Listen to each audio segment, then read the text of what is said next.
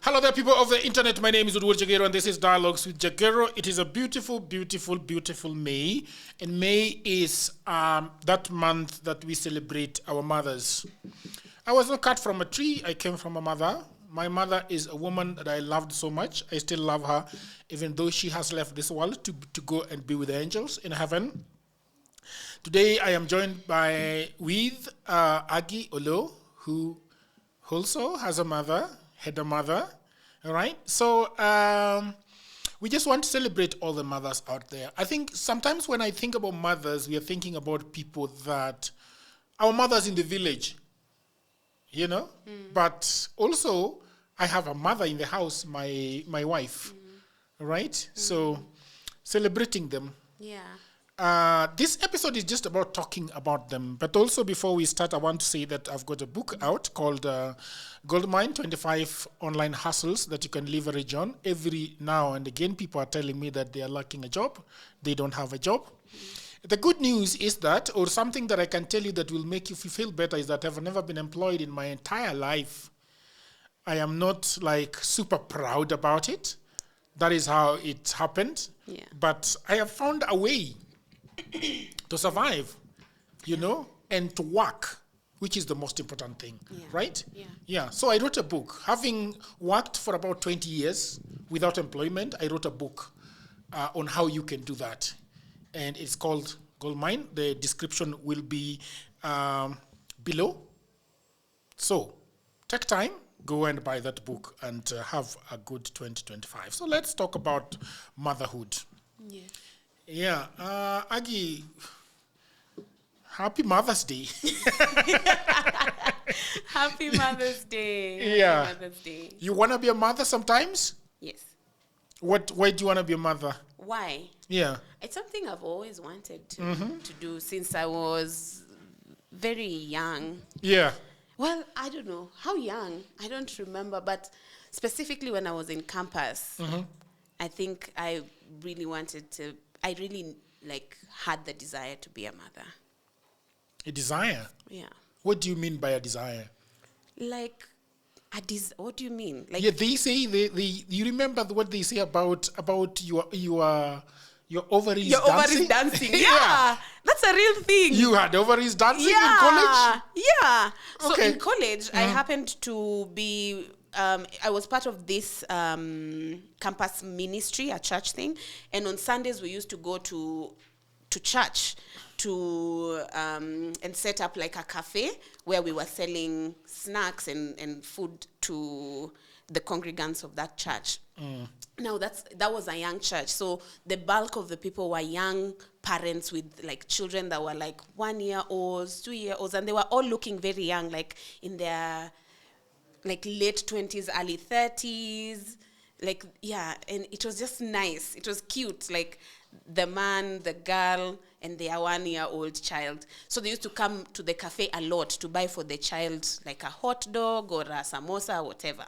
So, and you know, like on Sunday, everyone is on their best behavior. Everybody's looking nice. The men are there, they are holding the hands of people. The women are there with, like, everyone is looking nice. Nobody is looking haggard. Nobody is tired. Like, it's obviously a very rosy picture that I was seeing at the time. But let me tell you, the ovaries danced. They were dancing. They were dancing full on. I was like, what? Yeah. Yeah, this must be where life is at. But beyond that, I think just the intrinsic, I guess, desire that nobody told me about, nobody, educated me about it. I just found myself like in a place of, it would be really nice to be. So when you... I think that it is different now because when you see a garden of roses, you never know that there are thorns in there. That is true. Right? And true. That was you in college. That was you seeing this beautiful, rose garden. Yeah. But now you have matured more. I have. And now, are you married, by the way? I am married. Yeah. You I just got married Last year in August. Last year. I want to digress. So you didn't tell me here to the WJ. You brought me here. There is something you Let's told. digress. There is something you told me about marriage when I asked you the other day that a lot of people of the internet, we are going to come back to motherhood. Okay. So He's about to spill secrets. Things I told him in secret. we are going to come back to motherhood. Yes. But you remember I asked you what you think about us, and don't bullshit me, please. I feel like my life is being threatened right now. Am I safe? No, I wanted to ask you about, I asked you this specific question, that there are a lot of people on the internet, women, that have got a lot of good things going on for them. And I could be wrong, but I also think that you are a woman in your middle class, you have a job, you have a car, you are not suffering. You don't know that. Well, I am assuming. Yes. So, but if you look at the internet, there is a lot of people that are making noise about marriage and saying that marriage only benefits men. So when you say that you are married, it's very interesting that why did you go into this institution that has got very tough rules that only benefit men? I just knew it. If I come to DWJ, this is the day I'll be cancelled. Yeah. No. But for me, I think I come from the school of life of like life becomes what you make it. The things that you believe about something become your reality.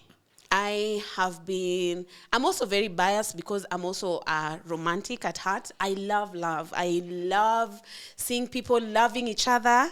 I love being loved. I am a romantic at heart. So maybe that skews my judgment. But I think the narratives that we've created around marriage are not universal. The negative narrative is more prominent because we have negativity bias as human beings. So when we hear the crazy stories, now that is where that becomes reality. And if you believe it, it will become your reality. But for me, I know that being in the space where I consciously chose to get married, because I didn't get married young. I got married at 30. I wasn't an 18 or 25-year-old. I think people also have a lot of qualms about the age at which you're married. I got married, I was 30 years old last year. And it felt like I was a grown woman making a conscious decision. It wasn't oh yeah, I guess this is the next step, or I guess, I don't know. It wasn't an incidental occurrence in my life. And I think that is what, for me, that becomes a very key thing in marriage for men. Because I think for men, marriage becomes a step to the next thing in your life. It's not a conscious decision. It's not something you say, okay, now I want to get married. A lot of men get married as, I guess this is where I am going next, or maybe your mom has been asking you for 10 years, J-Mo. 10 years, you're just coming here every Christmas, swinging your hands. Can you try? Just do something. So you find yourself in a situation, and Benjamin Zulu, you know Benjamin Zulu? He's a relationship. I see him online a lot. He says men get married when they're ready to the person that is there and is available. Oh, is that so? Yes.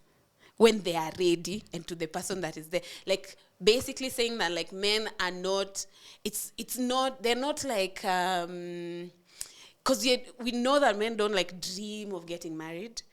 But, like, when they feel like their house is in order, they make that next step with the person that is available. So maybe because of that unconsciousness, where you don't come to the decision yourself, then you end up dropping the ball a lot.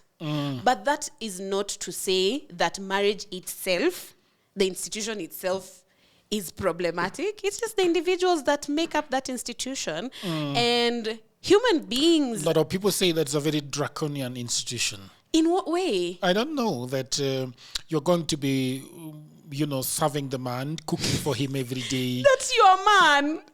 Uh-huh. It's your man. Stop saying everybody is going to do that. It's your man. Your man is a lord who sits there and is being served by everybody, and he's running essentially a dictatorship. Yeah. That is your man, unfortunately. But also, if that is something you have accepted for yourself, if you've accepted that, these things, it's like, because sometimes when we talk about like the man being this, I guess, this man on a throne and like everyone exists to serve him. Yeah. We act as if the servants are also not agreeing. It's an agreement. Yeah. If the man only has all that gusto to act like that, because there's people around who will serve that and say yes to that. Come a willing buyer, willing seller. So you find yourself in a situation and you're like, I don't like this. I don't like the way my man is. Don't make it about all men. Talk to your man. Tell him, I want you to be a more involved human being around here. Okay. I want us to have more conversations about how to make our lives better. I want to be your partner. Kila mtu hapa nje anajiita partner. But partner is a verb. It's a verb. It's how you act. Partner is not a noun.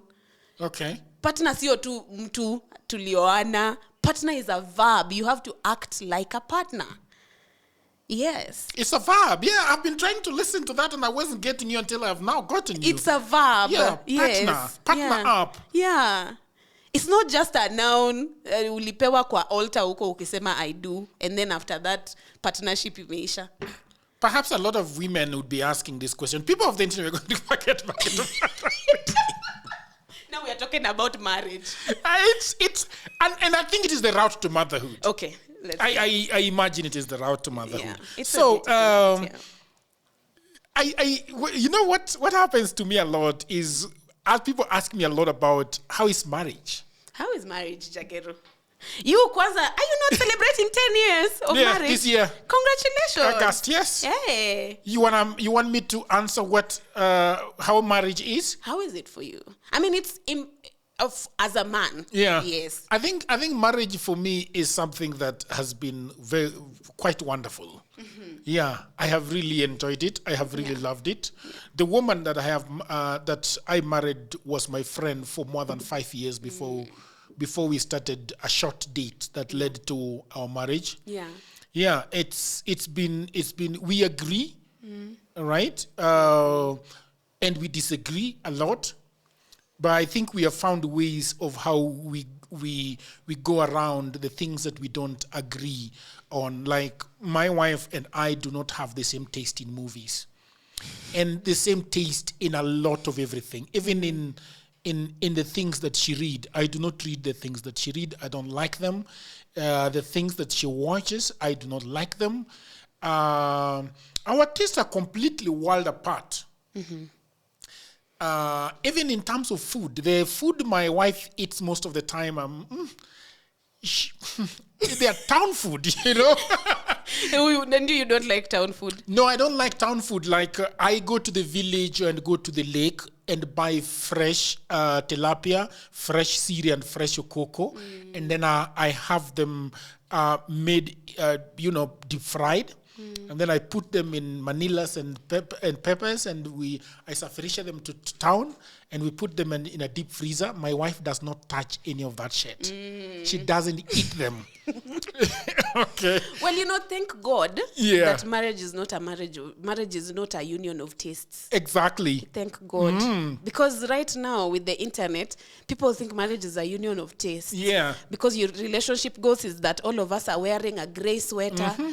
All of us are out together at the same time. That's what we are seeing, and that's what is being implied that marriage is about. Yeah, and my wife goes to events that some hardly go to. Like, she's going to a ball this Saturday. Yeah. I don't go to balls. You don't go to balls? No, I do not go to balls. Yeah. And sometimes we go to poetry events together. Okay. which we both like, because she's a poet. Which is where you guys met, yeah? Yes, she's a poet, and I am a poet, and I'm a writer. Yeah. And so we go to those things. I go watch football, and she never goes to those places where we go watch football at the stadium. Okay, so but then we agree and sit down and have a lot of talk around issues. Yeah. You know, there is a time that I had to call my mother-in-law and rant and tell her A, B, C, D, you know, and we talked on phone with my mother-in-law for about an hour and a half. Yeah. Telling her the things I didn't like, and she counseling me and telling me 1, 2, 3. You know, so my wife does not like going to the village a lot. I go to the village almost monthly. She stays. Janya catch. Hey. You know. And she's a mother to my beautiful young daughter. You see, so that is how it has been. There are several issues about money, about how we spend together, about so and so, about how we buy our things, about how we do different things, about our families.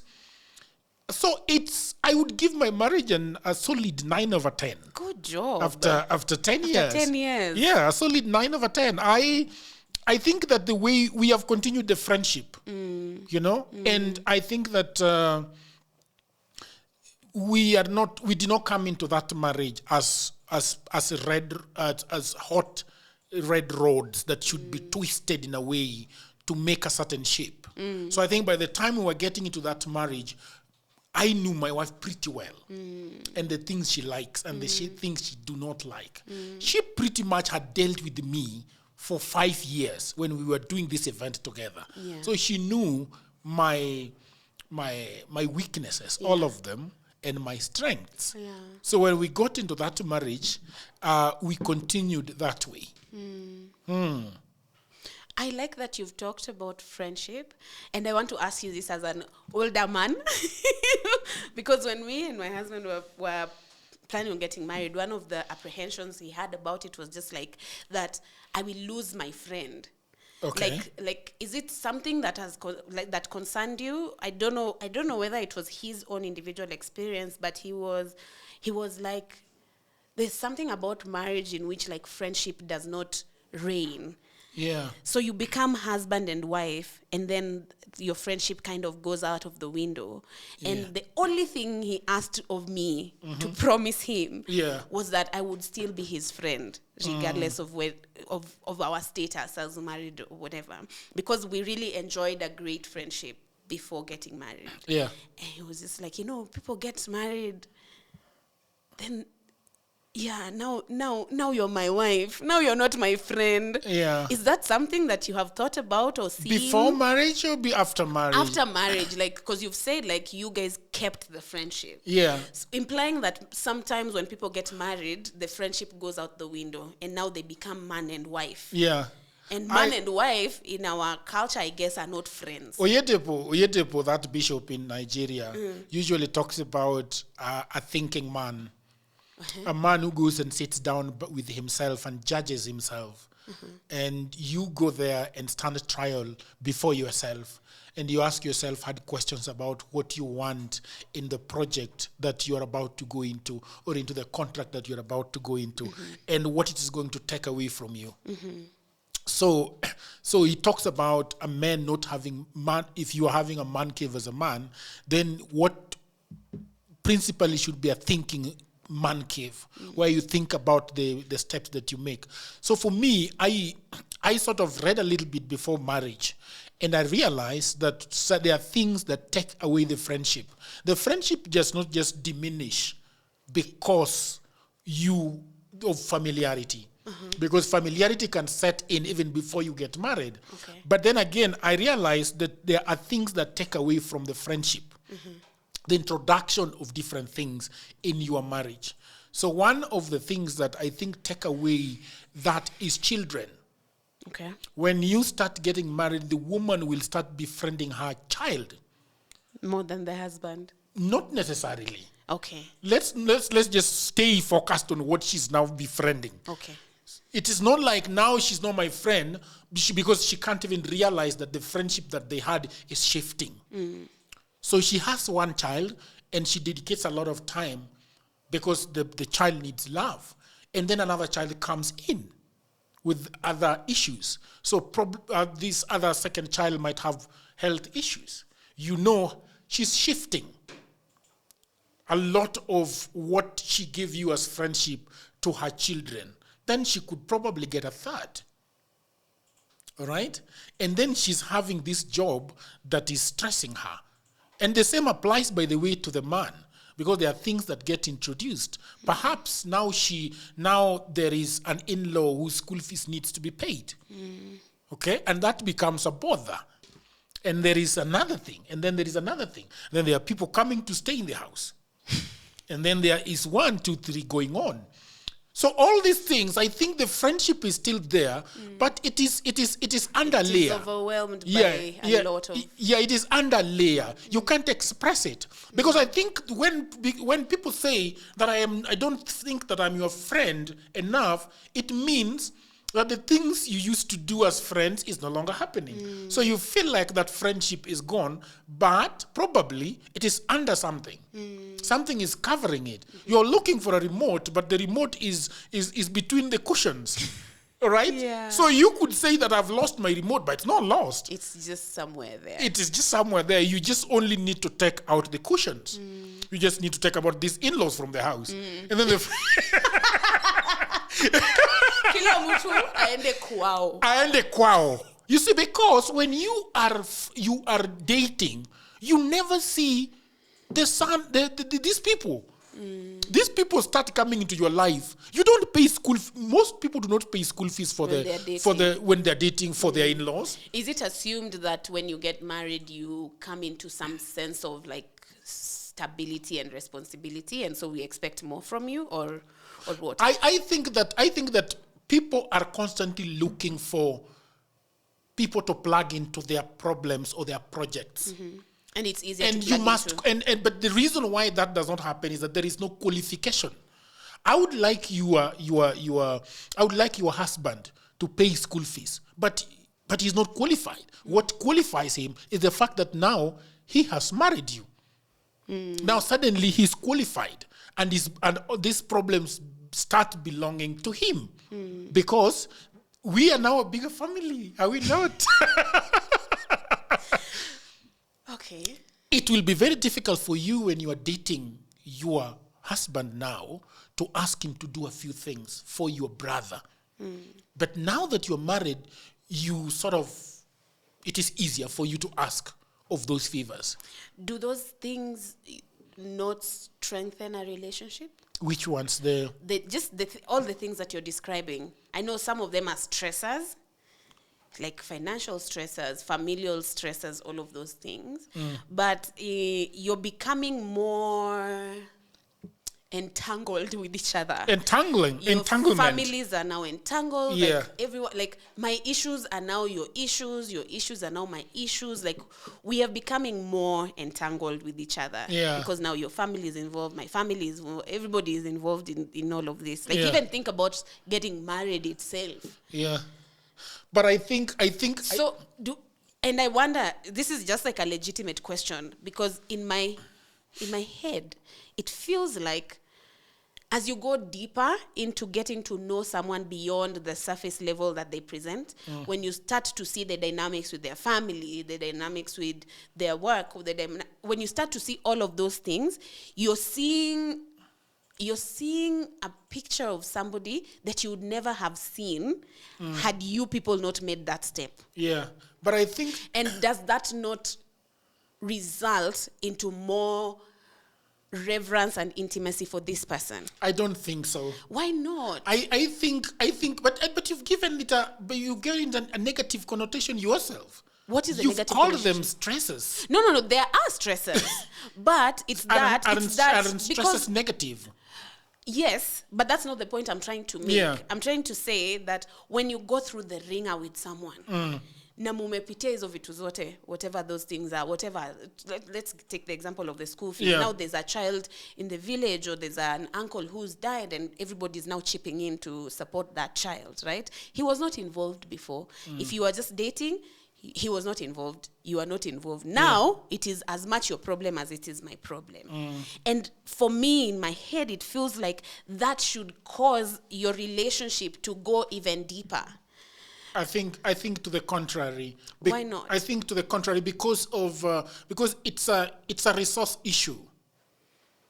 And okay, let's say the resource is not the resources is not the issue. Let's say it's not about school fees. It's just life is happening. So say now I'm seeing your relationship with your dad, your relationship with your mom, I'm seeing your relationship with your sisters, your aunties, your uncles. I'm seeing you in a way that very few people in this world and in your lifetime will ever get to see you. I'm seeing your whole being. I see who you truly are. I see how you're operating with your family. I see how you're operating here. I see you in your most intimate. I see you here at home. Like, I'm seeing you. And for me, that is the thing. That's the and it's the what can I call it? It's the substance of marriage is that you're one person out of 8 billion. What does your life matter? But in marriage, that life really, really matters. Because now you are an audience, you're a person who has audience. You're a person who matters. You matter because, and you matter in and of yourself, but you matter also because the person you've chosen to marry gets to pay attention to who you truly are. And they get to invest in who you are becoming, and they get to show up for that. Because the rest of the world is gonna move on. It sounds beautiful on paper. It sounds beautiful. I think it sounds beautiful on paper, but I think it should be the way you are describing it. But it doesn't work like that. But it does not work like that, because remember when you get married to someone, and especially as a woman, when you get married to a man of means and a man that was taking care of his family, when you get introduced into that unit as a family, you might have a lot of problems with the way he was, for example, specifically managing his funds. If he's a man that was, for example, earning maybe 450,000 and taking home 360,000, and then in your head you're assuming that this is our money as a family, as the family, Agi and the husband. This is our family, and this is how we should go about, putting this money into use. And probably you are bringing in 400,000 of your own money. You are assuming that it's 360 and 400,000.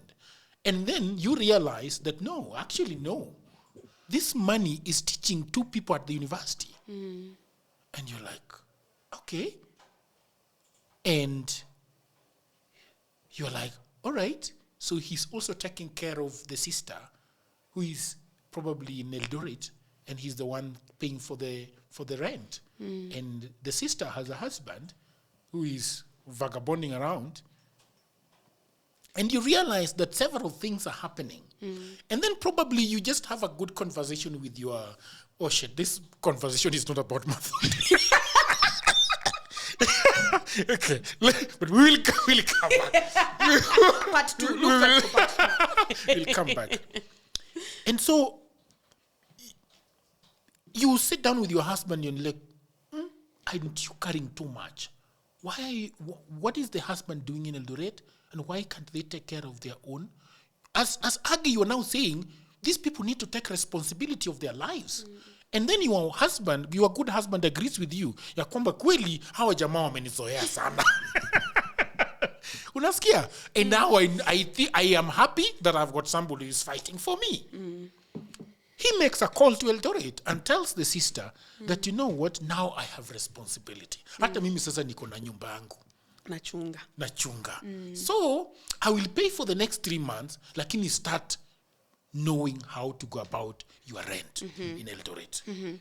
Do you know what happens immediately? They know who has caused the problem. It is Agi. Yeah. And that relationship is no longer going to be the same between the sister-in-law in Eldoret and you. And probably he's going to do a few other things.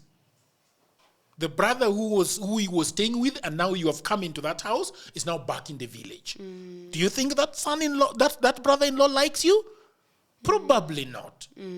So all these things, you can see now that it's you coming into the picture and you guys starting to build these beautiful things called marriage is a trap. It's a trap. People are going home.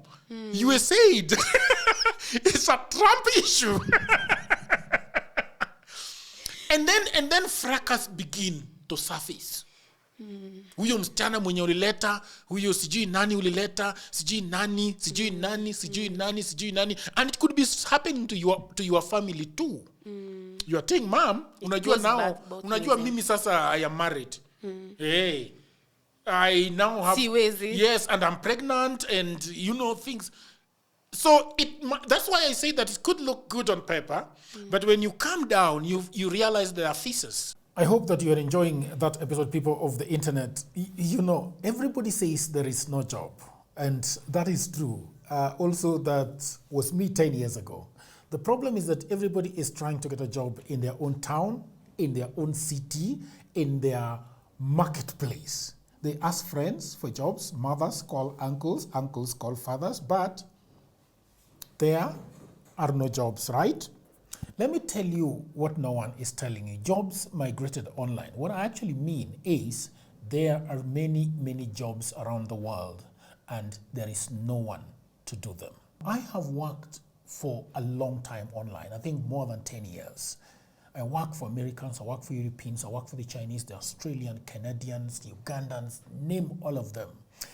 And last year, I had a eureka moment. I said to myself, you know what? I should compile what I have been doing for the last 15 years. So in 2024, I wrote a book called Gold Mine, 18 Side Hustles for Africans. And it sold a lot of copies. In fact, sometimes I was receiving 500 orders in a day.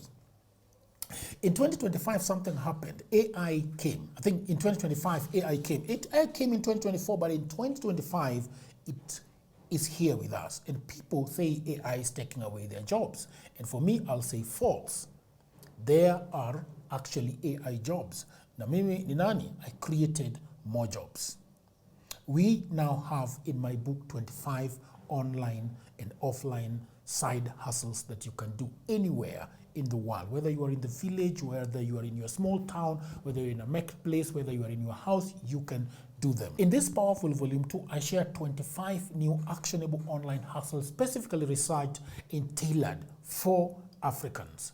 My new book provides clear step-by-step guidance, drawing from my extensive experience and research, including the mistakes I have made and lessons I have learned over 15 years in this online job market. You can become an executive assistant to busy folks in Europe, America, and Canada. You can also get paid for tasks like watching videos and taking online surveys. There are many of them and they're in my book. You can also build a business as a virtual assistant, start an e-commerce without a shilling. You can also become an affiliate marketer or an online English tutor. And you can also do tens of AI jobs, and they're all in these books.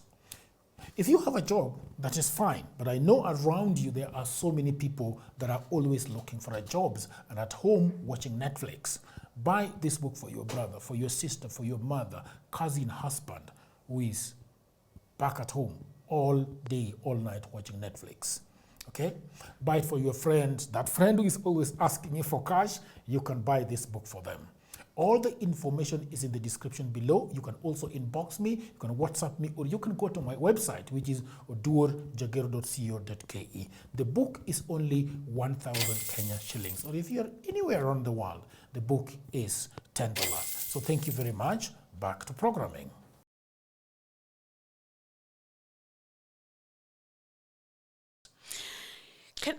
Yeah, so there's so many things that you've said, and that particular story and that a lot of people watching know that story. Yeah. We all, like, you know it. Yeah. You've experienced it. You've seen it. You have seen your cousin, your sister, your friend. You've seen all of those things happening. I think that we have a lot to do as a society to support people trying to come together. Yeah.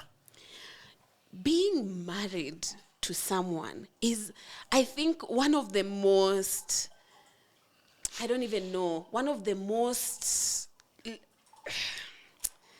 it's a hard thing. It's a hard thing to bring two worlds together. Because even without the dynamic of family, let's even say both of our families are perfect and both of our families are accepting. Yeah. It still is hard because you have your own life. You've been living your own life. You have your own eccentricities. You have your own, like, your life has gone the way it's gone. Kama wewe wa village, umetoka village, you know a certain life. You've been used to it. I too have been living a certain life. I've been used to that life. Very different, very separate. And now we are trying to merge these two worlds together. Yeah. That takes a lot of hard work. People think that, there's this conversation when people talk about, like, the wedding, and the wedding is where it's at, and the wedding is where we come together. No. You come together when you look at the person you married in your eyes, and you people, your first instinct is to pull apart. Yeah. And you look at this person, you're like, you know what? Kuja tuongee. Yeah. You know what? It's okay. It's okay. I can put this down. I can put hii kitu tunapigania, wacha niiweke chini. Yeah. So that I can see you. It's so hard bringing two worlds together.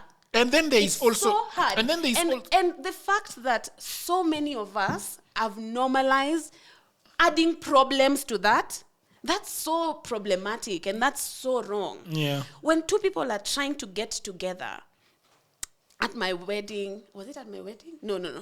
Maybe it was at a different wedding. But our pastor, I think, talked about something around, like, when you have your community praying you into togetherness. Yeah. Your community just being like, may they be one indeed. And this is from the Christian belief. If you're not a Christian, don't come for me. If you don't want to be one, it's okay. Okay. I'm not prescribing, but I'm saying, like, the gift and the role that people can give you, the best gift that your community can give you, your families can give you, your friends can give you, is to support that coming of two worlds together. That's the best gift you can receive. Yeah. That means that when we see you still acting like you're single, because people talk about, I don't know whether you've heard about, like, men that are married but single looking for the loves of their lives. I know. But when we see you living your life and making choices as if you are still in your own world, I think it behooves your friends to be like, hey, what's up? What's going on? And then there is and then there is the other aspect of these same people bringing trouble into their own lives. The same people that have married themselves. So there are women that have very strong opinions about how their husbands should behave or should carry out their lives. But they hold off. They hold off without until you're married. And then now they start twisting you and telling you how you should go about your life. Don't play FIFA. Don't play this. Don't go there. Don't come here. And there are men who also who'd be hands off a little bit when they're dating, but then now when this woman comes home and there is a certificate and the in-laws know that this is now my wife, and then he starts prescribing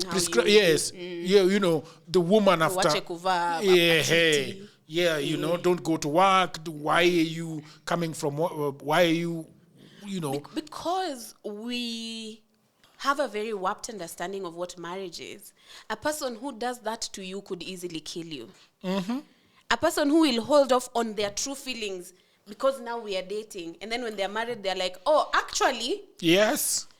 Actually, sasa wacha tuongee sasa ukweli. Yes. That's someone who does not love you. And you see, it puts you in a very difficult position Situation. when they're telling you that at the honeymoon. Honeymoon sio ya wow tumependana sana. You are coming back and you are pissed off about that People marriage. are angry. Yes, imagine coming off. You amekwambia ameenda akakwambia babe sasa now. I don't think being an assistant to that politician is not something that I agree with, and I think you should find something else to do. Na huku kwa honeymoon ameinsist tu mkirudi nyumbani, that job is done. I think na vile unapenda kutravel. Unashindanga Isiolo, Garissa, umeenda huko kwa V8. Now you sit at home. Exactly. I think we simultaneously put marriage on a pedestal and then treat it as trash. Yes. Simultaneously. Mm-hmm. Because if marriage to you is now the certificate for you to now dictate or have different opinions about the person you have actually chosen to commit your life to, I don't think you treated that marriage seriously enough. If the first time I'm hearing from my husband of the things he disapproves of the things that I'm doing is at the honeymoon. Hapo Zanzibar. What are we doing? Hapo Zanzibar. Can we get serious? Mkitembea kwa beach can in the we morning. get serious? When we are dating, Yeah. you can see my lifestyle. You can see my life. You can see how I move. Who says he's happy about it? If you're not happy about it, say it at that point in time. What is this trying to get me? And then now tukiwa Zanzibar, I'm just trying to have a good time, take nice selfies. You are now telling me? The other thing that I've also realized that we just need to be good humans. That is true. You know? We just need to do better. I do not understand why some people have decided to have so much hate and control for the people they love or claim to love. And I think that people should do a little more of therapy and a little more of reading. Because we are marrying for Especially, others, Jagero, we are marrying for especially others. Reading. People treat each other badly even if they are not married. But I think that a lot of us also do not read, do not look for information and knowledge about the things that they are getting into. Struggling with. You know, if you are, and this even, you can even see it in places where people work, that you have a particular work, a certain work, and you are not reading around that kind of work. These issues, like even in the studio here, I'm always telling this gentleman, have you read about this? Have you read about this? I'm always sending them links to read about editing. What is going on in the AI? I mean, how do you do social media properly? How do you do this and that? And a lot of people do not try to improve their knowledge on a particular field or institution where they're working.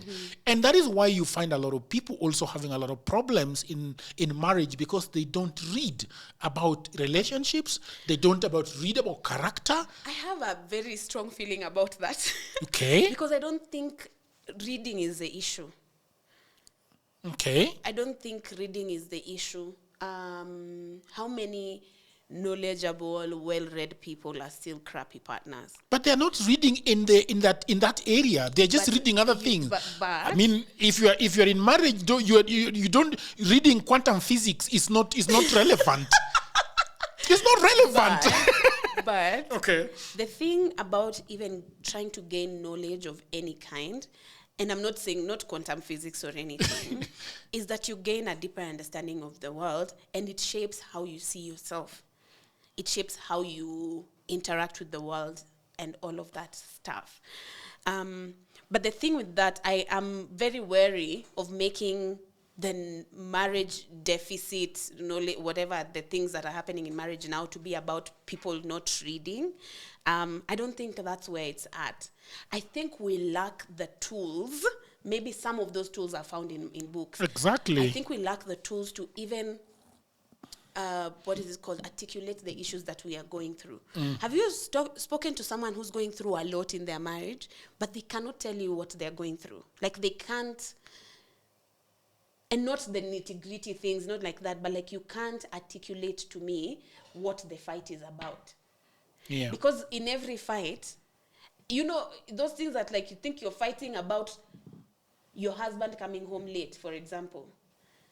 But that's not the fight. That's not what you're fighting about. It's feeling like you're not a priority in his life. That is actually the fight. Okay. It's that I want you to treat me like I matter.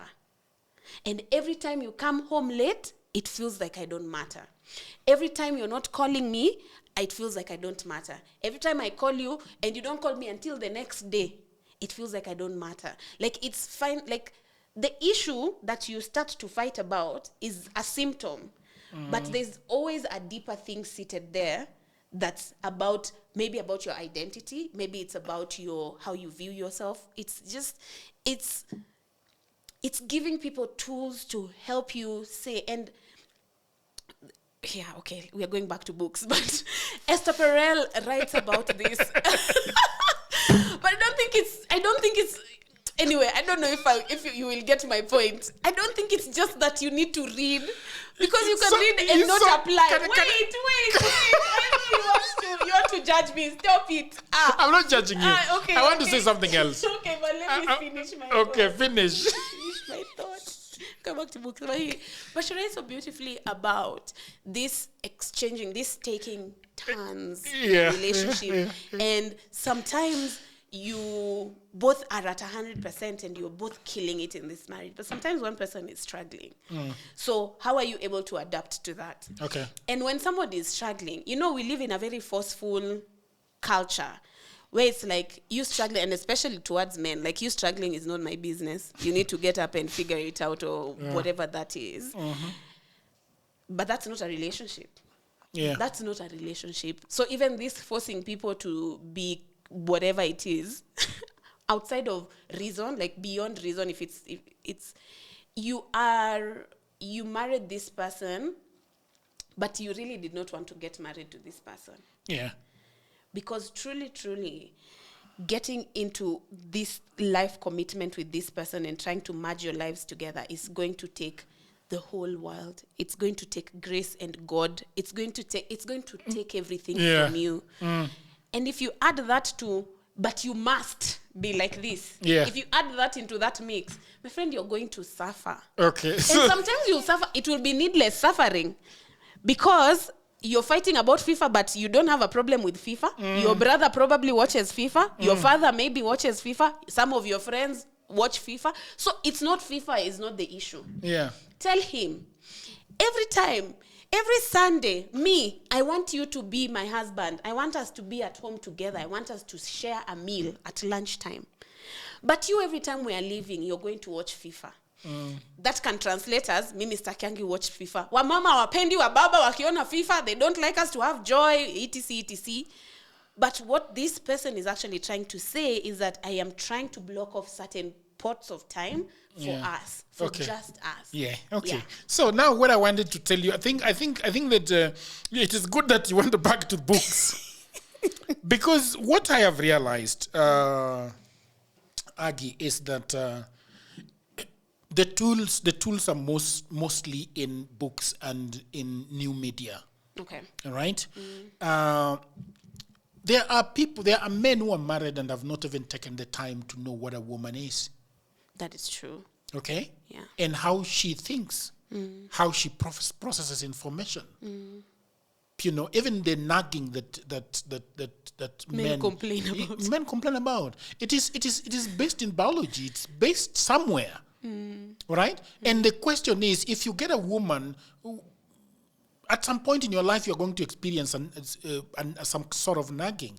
But how do you deal with it? You know, do you throw tantrums and punch her in the face? Because that's what some men do. Yeah. Right? Yeah. Because they are not equipped to deal with that thing. Because they don't know that They don't. They even your Bible that you are so proud of talks about my people perish because of lack of knowledge.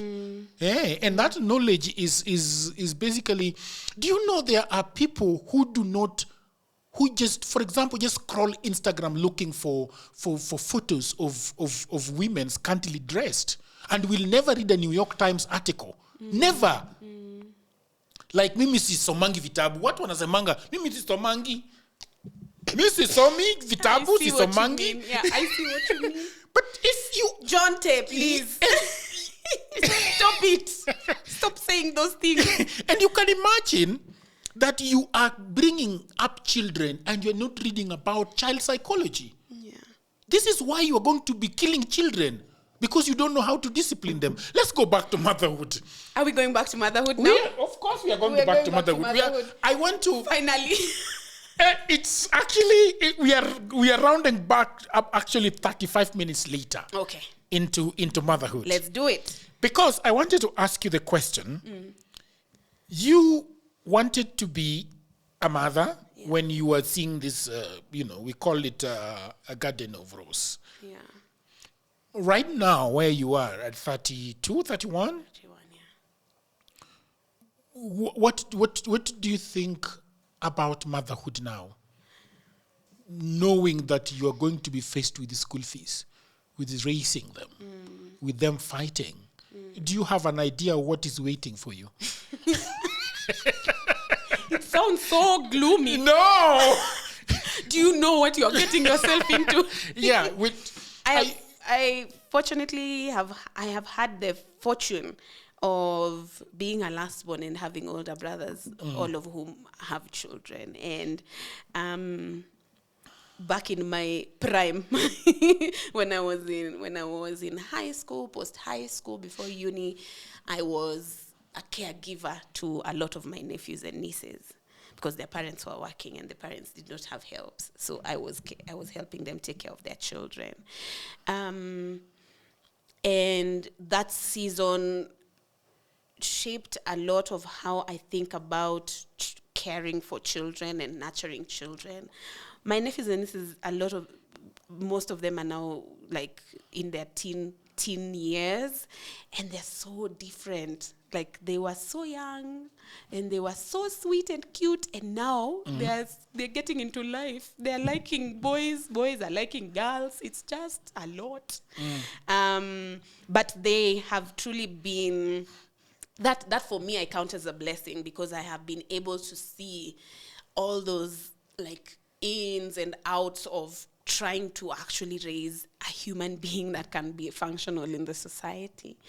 And for me right now, I think, and beyond that, in this season of my life, I have very many friends who are mothers, and I see their journeys very varied and very diverse. I was telling you yesterday, it's like when we try to make everything blanket, like motherhood is X or motherhood is Y, it's not true. It's just say, for me, motherhood was X, Y, and Z.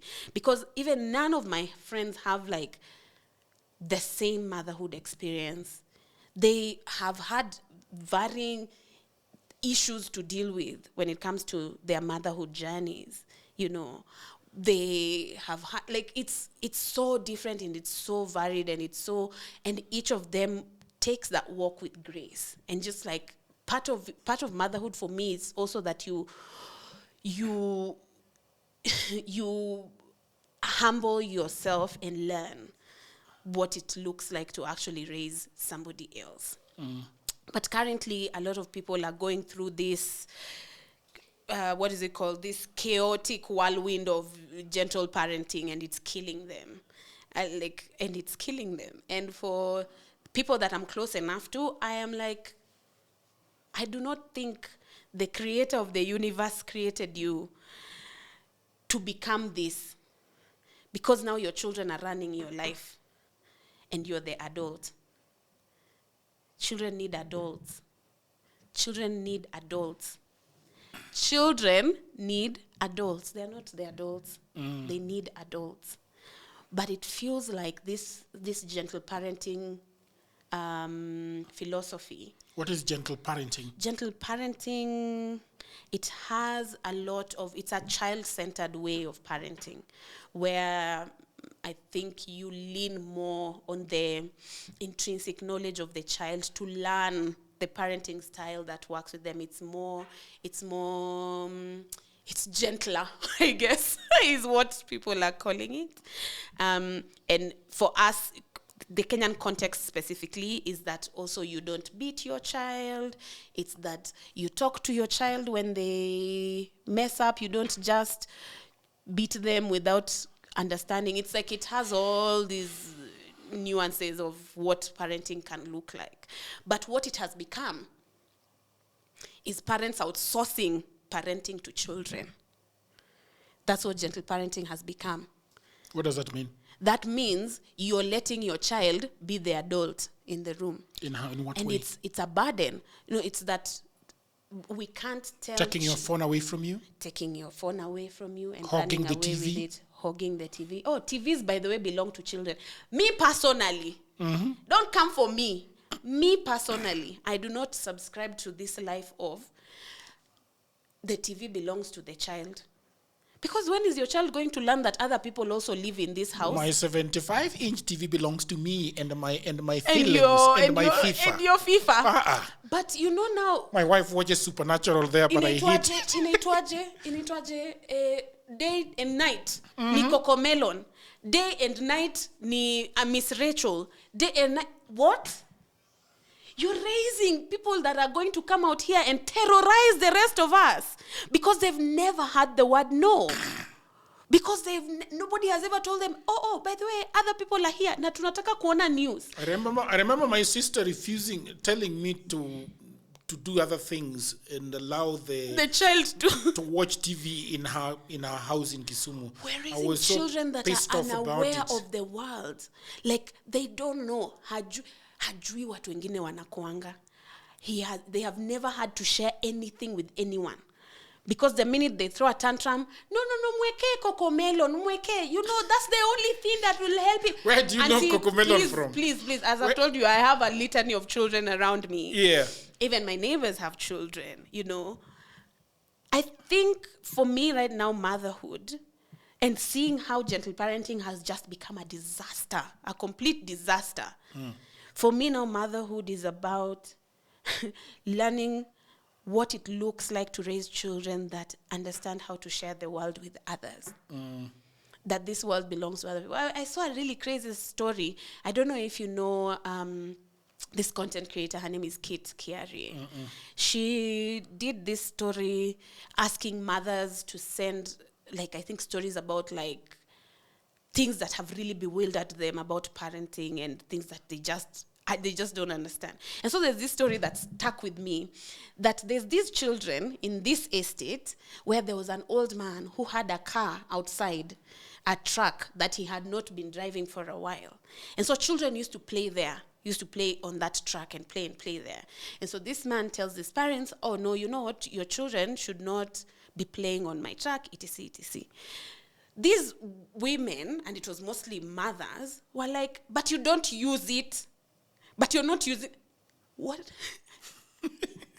Your child has more right to use something that does not belong to them than you have responsibility to teach them that when something does not belong to you, you do not just misbehave around it. Yeah, even our estate, a lot of kids are drawing cars. But now, you're more angry at the man who is... your children are even drawing lines across that car. Yes. But you're like, apana, lakini you know watoto wanakuanga hivyo. Can we stop there is a talking time, like that about there's children? This rogue kid that used to actually use my car to bounce the ball. Like put the ball, like hit it on the car. I took that ball. Yeah. And went with it to my house. And you were right. And I told the boy, go get your mother. Yes. And the mother came. And we had a fracas. I told her, you have to write to me telling me that your child will never hit my car again. Yeah. And then I'll give them the ball or go to the police. Yeah. Yes, peleke kwa polisi. Ni kesi. Can I ask you about your mother then? You can. Yeah. Because I'm also going to tell you about my mother. Because today we are celebrating mothers. You're celebrating mothers. Yes, you're celebrating mothers. And I want to know the mother that raised you. The mother or the mother that raised you? My mother, Jessica Namulondo. Jessica Namulondo. Yes. That sounds Ugandan. She is. Okay. Baganda was.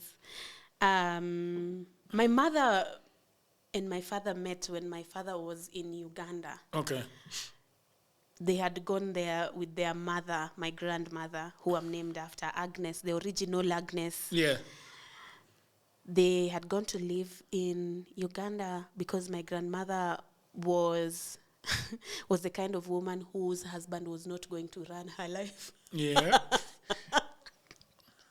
And so when her marriage was not a marriage, she decided to pack her children and go to Uganda, across Busia.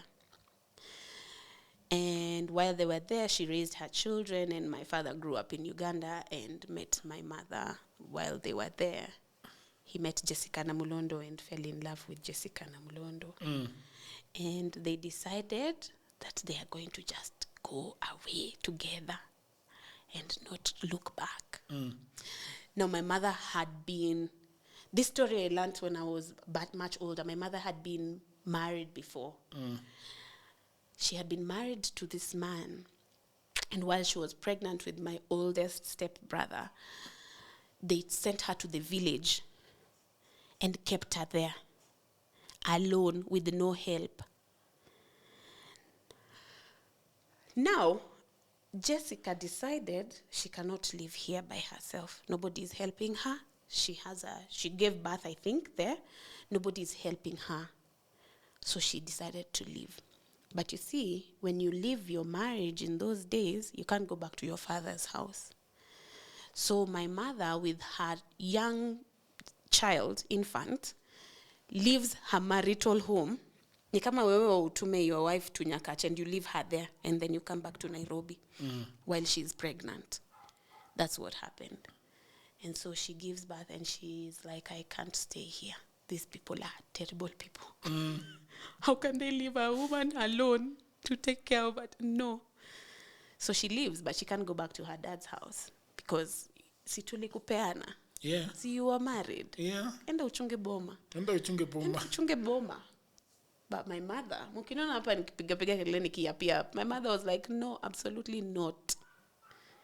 She carried her child and came and started living somewhere near where my dad lived. Now where my grandmother went to live with her children when she moved. And that's how they met. And then they got married. And then my father told her, at least that's how I know the story. Twende Kenya. Let's go back to Kenya. If these people don't like you here in Uganda, let's go. And they came. And they came to Kenya. So then you're half Luo and half Kenyan and half Ugandan. Is that how it's supposed to be? Yeah, half Baganda, half Luo. Half Baganda. Yeah. And what do you remember? Do you remember anything about your mother? It's so interesting because I have only one core memory of my mother, and it's her bringing me a dark green sweater with like light green stripes. And I was sick. And I remember that. She brought me a sweater. She covered me in that sweater. And she just held me. And I was sick. Yeah. I was maybe 4 or 5. 4 or 5. Yeah. That's an interesting memory. Yeah. It's And so strange to me. How did she pass? She was unwell. Do you remember her being unwell? No. I remember the other core memory. I remember her being in hospital and my dad used to take us to see her after school. Yeah. Yeah. Yeah, so we used to go and see her. But I don't remember even understanding. Where were you guys living when you came back to Kenya? In Kisumu. Nyalenda? In Manyata. Konamaji. Yes. How did you then cross back to the other side? Which side? To the other side of Nyalenda. Nyalenda is my grandmother's home. Because my grandmother eventually comes back as well. Okay, from Uganda. Nyakotieng comes back from Uganda, but Nyakotieng cannot go back to Siaya because she also left her husband. So she has to find her own home in Kisumu. Yeah. So you guys were living in Manyata in Kisumu, and the grandmother, a stone throw away the other side in Kasagam. Yes. How was life like? So anyway, let me ask you. Your mother passes on when you are how old? 5. 5? Yeah. That's pretty young, right? Very young. Yeah. Okay, do you remember the burial? No? There's a video of it.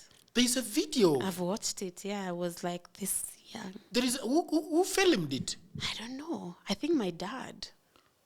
When? Which year? This is 98. It was filmed in 98. Yeah, I have a video of my mom's funeral. Really? Yeah. That's very interesting and very heartwarming, right? I know. When do you usually watch it? I only watched it once. Who is having it? My brother, one of my older brothers. You had should it. take a copy of that video and put it online. It's gonna get lost. Where? You should put it on cloud. On cloud. Yeah. I'll do that. It should be a good memory for your kids on the way. Yeah, it's a funeral video. Yeah. Yeah. Still a video. Yeah. A good video for that memory. For posterity. And then we could say, who becomes your mother after the death of your mother of your mother? My grandmother, Agnes. Agnes. Yes. Text in Agnes. Yes. How does it? Tell me about your grandmother as your mother. My grandmother was, I think, probably the most impactful person in my life. Mm-hmm. And I think probably the person I have the most adoration for. She passed during COVID. But Agnes was a life force. A life force. Oni mwanamke in the 50s left her husband. That was unheard of. And she told me it's because her husband was drinking a lot. Drinking changa. Yeah, drinking a lot and not helping her raise their children. Mm. She was like, instead of fighting you here, let me take my children and go raise them. How many were the children? They were 6. 6? I think there were 6, if I'm not wrong. But anyway, Agnes was everybody's Dana. In Luo, grandmother is called Dani. Yeah. But everybody called her Dana. Yes. Dana means my grandmother. Yes, Dana. She was Dan everybody. Yeah. Everybody's Did Dan. you call her that way? Yes, we called her Dana. And All the children under your father migrated to your grandmother?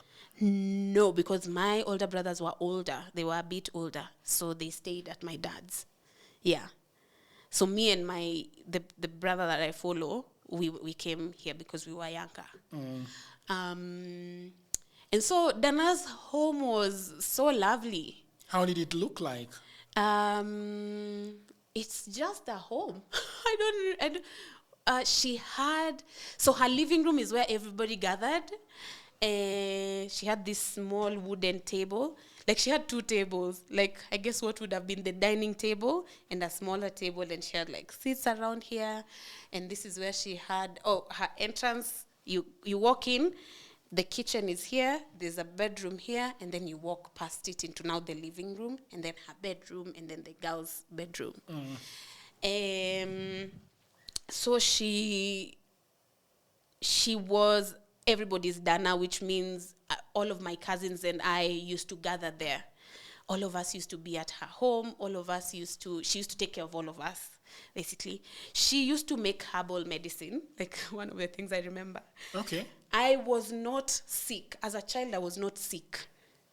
I started falling sick, I think, in campus or past campus even. Because Dana used to make achwaka, some herbal medicine that we used to drink every day when we are home. Every day? At midday. Unakuja, unakunywa dawa, unarudi, unaenda kucheza. Then at 5, you come and chew okita. Do you know what okita is? Yes. You For come the and stomach. chew for the stomach and for your throat. Yeah. Yeah, you come chew okita, you go. Every day? Every single day. Wow. Yes. Every day. Muko mnaitwa. People knew because it was her boma and she had like other people. She had tenants. So people knew at midday, Nyikwa Dana will gather there and they will take dawa. And then saa 11 mnakuja, you chew okita, then you go back. Her life was very organized. Very programmed. Very programmed. She was a devout Catholic. And in the evening, again, every single day without fail, at 9 p.m., she would gather us for rosary. Every day? Every single day. What is a rosary? A rosary is It's a prayer. It's a symbolic. It's a prayer, yeah. But what do you remember the words? I don't remember the words anymore because they were in Luo. They were in Luo? Yeah, I went to do baptism and catechism classes in Luo because my grandmother said we all have to pogo, and we all have to be confirmed Catholics. Pogo. Pogo. Pogo. Yeah. And then you become confirmed Catholics. And so you go, at some point there, we used to come from school, we go to the center, the church, we learn, and then we come home. So eventually everybody knew how to recite the rosary and pray. And so Dana would come and sit on her chair. Her chair was the one chair at the corner, and then all of you come and sit around her, and we would all recite the rosary together. Every single day. She was one faithful woman. Every single day. And what was she doing when she came back to Kisumu? What was she doing? She was a herbalist. Oh, yeah? Yeah. She came back. She built a home for herself, and she built rental houses around her home. So she had tenants. I never saw my Dana working. Other than... She came with money from Uganda? She came with some money from Uganda. Later on, she told me the Catholic Church gave her a loan to set up her house, to buy the land where she built her house, 160 shillings. Kenya shillings? Interesting. Well, that's an interesting story. So, for me, I remember my mother in so many ways. Yeah, she is. When did your mom pass? My mom died. My mom died around 2004. Yeah, and by the time I think my mother died when I really needed her.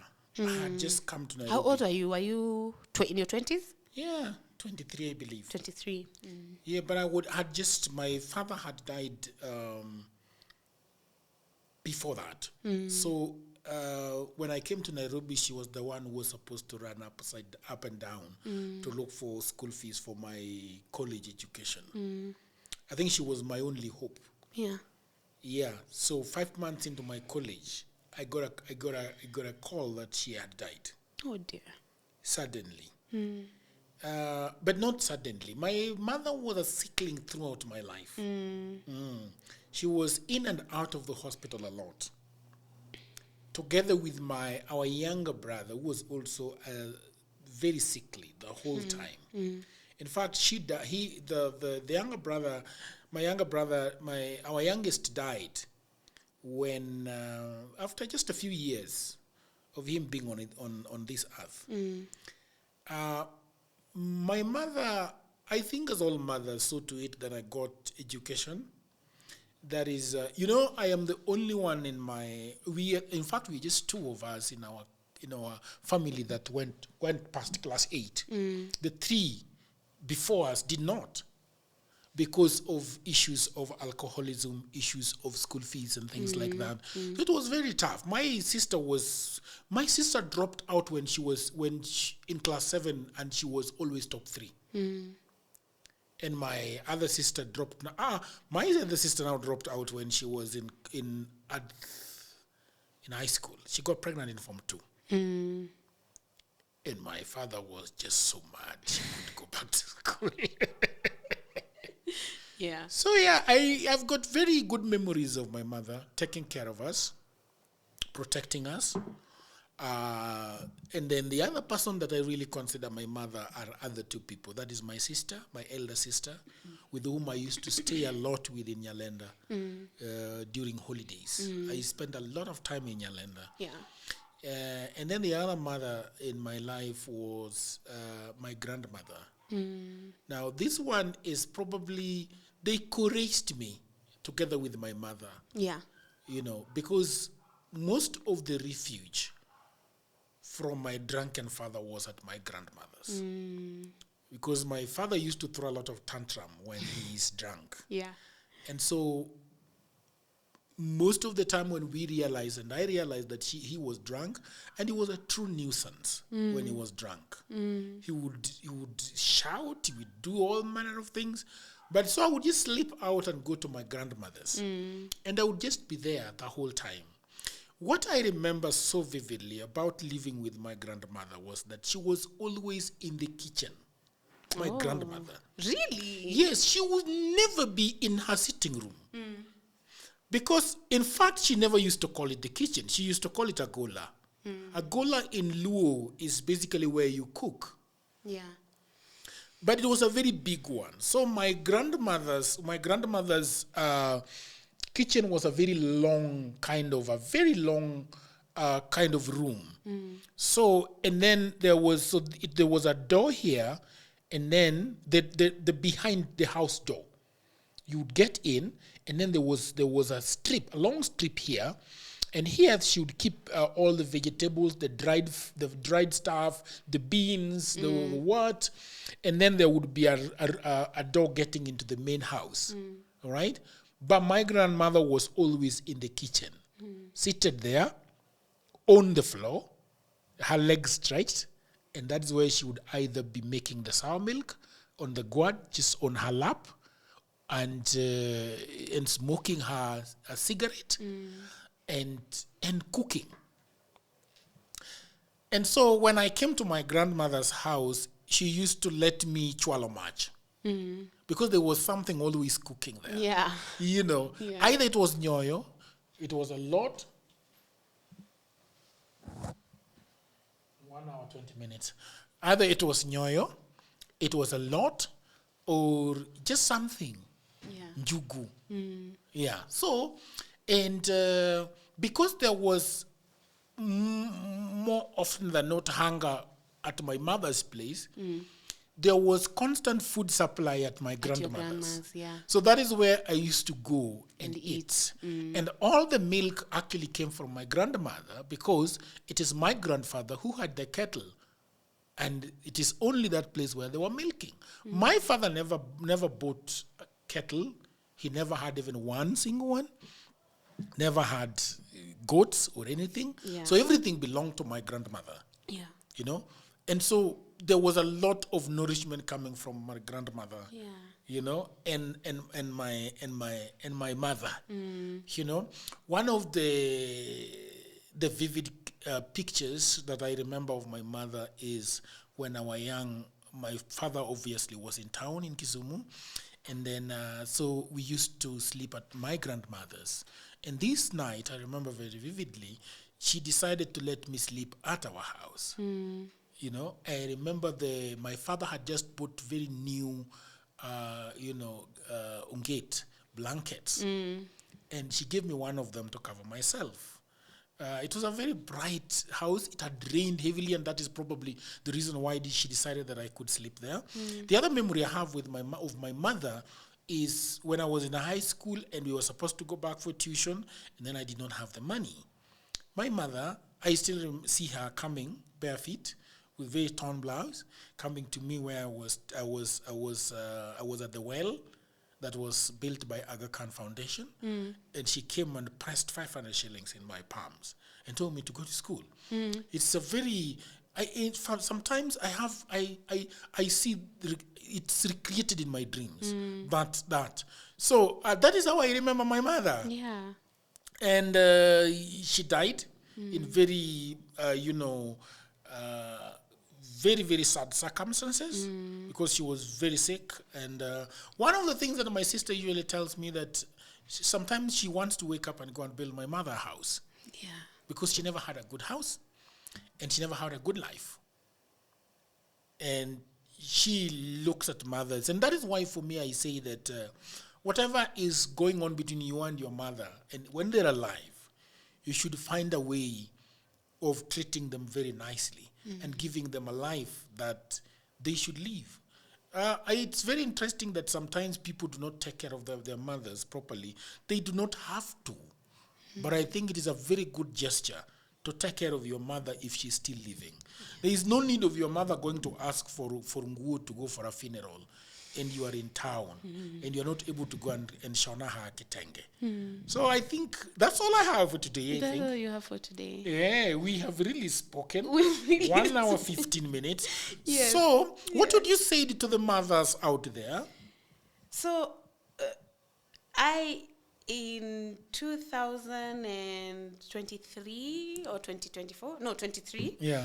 I wrote a prayer Okay. for mothers, and I just want to read it. Please do. I know it's a journey. I know it's hard. I know that road is not easy. Yeah. It's not easy, and part of it is just grace. It's just you pray for grace to walk with you on your mothering journey. So I'm going to read this prayer, and that's my prayer to all the mothers who are watching. Happy Mother's Day. Yeah. We'll finish and we'll go home. So there's a famous saying by William Ross Wallace. William Ross Wallace writes, "The hand that rocks the cradle is the hand that rules the world." In the beginning, before we could conceive of the term mother, there was God, and he brought forth life. In the beginning, when we were lost and ashamed, God, just like a mother, stepped in and put together leaves to cover us. What has become known as the story of original sin may more aptly be described as original mothering. In the beginning, when that same sin and shame tried to name us, God, just like a mother, questioned those voices asking, "Who told you so?" We have not nearly seen God as being as nurturing as he is. In a world where we are constantly named and shamed and outcast, mothers have consistently reminded us that we are theirs, even with our flaws. It is not surprising to any of us that mothers have loved their children into transformation and into their best selves.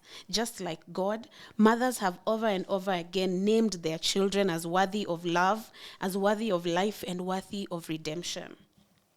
So today, for you who is in the throes of mothering, when it feels like the days are too long and the years are too short, here is a blessing. The work you do is an immensely powerful vision of who God is. You who bathes and nurses and cuddles and comforts and feeds and clothes and teaches and rebukes and guides, you are eternally blessed for the hand that has been given to you.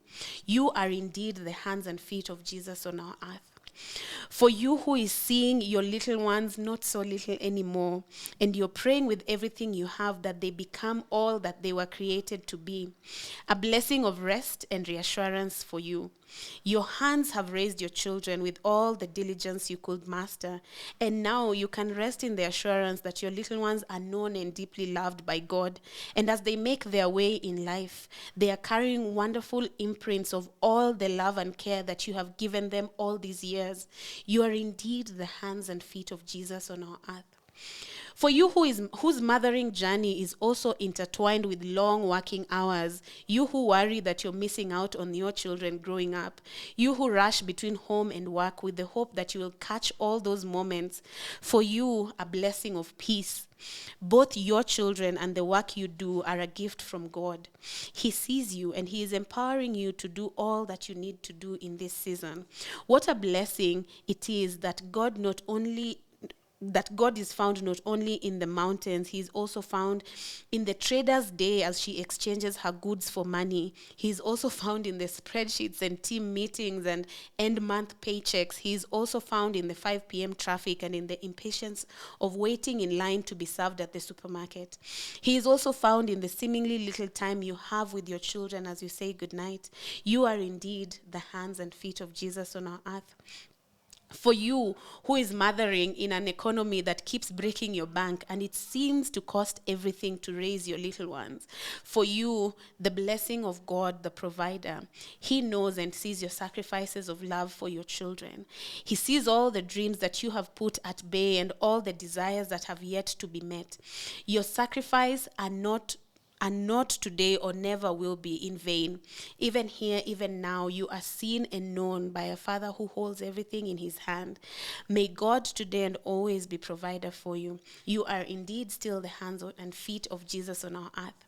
For you who today you find yourself in agony for this day, this Mother's Day, for the mothering journey that has been or has not been, you who has lost your baby, you who desires to have a baby, you who is remembering your mother who is no longer with us, you who has a strained relationship with motherhood, and all these warm, beautiful stories do not ring true for you. You who mothers children that are not yours, you who mothers without the father of your children, you who desired to be mothered, you who is mothering in a strenuous marriage, you for whom motherhood has become an alienating and lonely experience, you who has experienced your joy decreasing instead of increasing, you who has watched your children hurting themselves and others, and you who is disappointed in the choices that your children have made. For you, we pray a blessing of healing, of redeeming and restoration. May you experience your woundedness in the hands of Jesus Christ, our wounded healer.